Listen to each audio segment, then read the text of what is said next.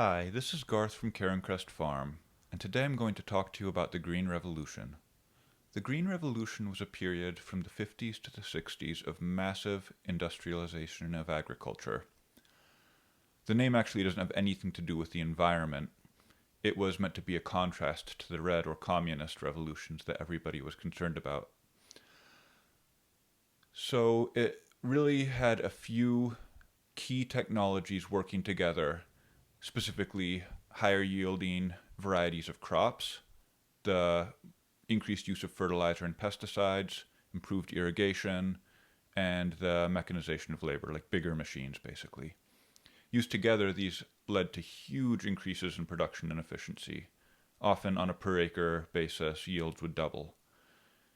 The Green Revolution proper was focused in Mexico and Southeast Asia, and there it marked a transition from subsistence farming to larger farms capable of supporting an urbanizing population.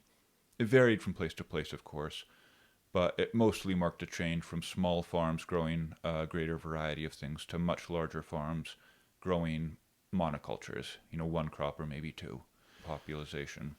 And America and Europe were sort of already further down this road. They'd already industrialized in the 1800s, but those same technologies became more and more influential in America at about this same time.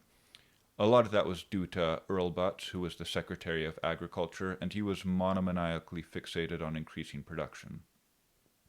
Previously, there had been some schemes in place to encourage farmers to hold back some land from production or to produce a variety of things, and he got rid of those and encouraged farmers to instead plant fence row to fence row, plow and plant every square inch possible. His motto was get big or get out. And the idea here was to push the technologies of the Green Revolution as far as possible, as fast as possible, to produce as much food as possible, as cheaply as possible. And farmers complied, though not necessarily willingly. If you think of the logic of that, as some got bigger, others had to get out. And this is still mostly our national agricultural policy today. Corn is the most obvious example. Since 1950, corn yields have increased from about 40 bushels per acre to nearly 170 per acre on average. More and more of the best farmland is owned by corporations rather than families. It's managed in giant tracts, and it's used to grow just corn or maybe corn and soy. And this is the production of more for its own sake. We do not need as much corn as we produce. The world doesn't need as much corn as we produce. That's why about 40% of it goes to ethanol. Now, I'm all for alternative energy and even potentially sensible biofuels, but ethanol is not any sort of environmental solution. It's actually a solution to the massive overproduction of corn in America and nothing else. And this dynamic extends to all of agriculture. Here in New York, where I stand, it's historically dairy that dominates farming. So here are some numbers to think about. In 1954, New York had 70,000 farms with at least one milking cow on it. A few of these were just the family cow where they would milk it for their own consumption, but the overwhelming majority of these were selling into the milk market. Today, there's somewhere around 4,000, and more are going out of business every day. If you look at the whole state cow herd, if you think of every dairy cow in New York as a single herd, it's about a third the size it was in 1954. But incredibly, the milk yield has increased. So each of those cows is producing 4 times as much milk as it was 70 years ago.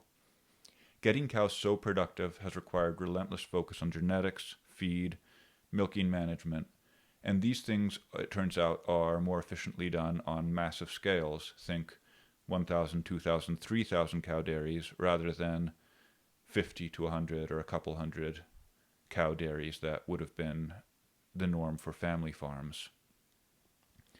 This strikes me as pathologically extreme. It's a product of a system that doesn't reward anything other than the immediate increase of production. When you have production as the sole aim, things like the health of people and animals who eat the food that's raised and the land and communities that produce it never come into the account. So farmers like me, and obviously I, am trying to remedy this on my farm. And I'm doing it because I think industrial agriculture is excessive and unsustainable.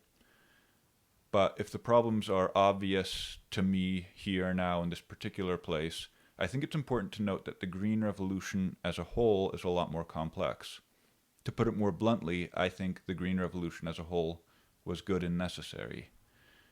The best counterpoint is Norman Borlaug, one of the architects of it. He was awarded the Nobel Prize for his work to alleviate hunger, prevent famine, and increase food security. So it's easy to stand here and look at the social and environmental costs of industrializing agriculture, but I really take seriously the idea that it was addressing a desperate need in its own time. Some people credit Borlaug with preventing 1 billion deaths. I think this is hyperbole. It's very likely that some of the advances he championed would have happened without him. But the point stands that he did tremendous good for hundreds of millions or even billions of the very poorest people in the world. That's why, on the balance, I'm grateful for the Green Revolution. For all its costs, it had tremendous goods that came with it. But I am also clear that it's completely inadequate for moving agriculture forward. We must start thinking about more than just applying science to increase yield. It's interesting to me to note that the Green Revolution wasn't actually named, at least not what we call it now, until it had been going on for almost 2 decades. So it's my hope that right now we're at the outset of another unnamed period of agricultural flourishing, one that will be far broader in scope. One tricky part of this is that the first Green Revolution had a lot of things that worked pretty well together, like increasing production, consolidating and industrializing agricultural practices, moving from small variable ownership of land to more monolithic ownership. These things all reinforce each other, and they're pretty easy to get business and government behind. As an aside, I'm heartened by the fact that there are some really beneficial practices like cover cropping, crop rotations, minimizing tillage, and even better grazing to an extent that could pretty easily be implemented in the system as we have it. But a real revolution will need to do a lot more. We'll still need to be extremely productive, of course, and it will need to be better for the atmosphere, the land, the animals. But the most challenging thing, I think, is that a revolution in farming will need to return some sort of human scale and some sort of connection between far more people and the land. Nostalgia tempts me to assume that farming was historically capital B better than it is now. But if I'm honest, I don't think this is true. Certainly, the way agricultural communities were arranged in the past has a lot to teach us about sharing labor, care for the commons, mutual support of each other. And I think it's a good thing to appreciate these and learn from them. But I think it's important to do it without romanticizing the realities of subsistence life. One reason is that I hope we can make a system that's better than any that has ever existed.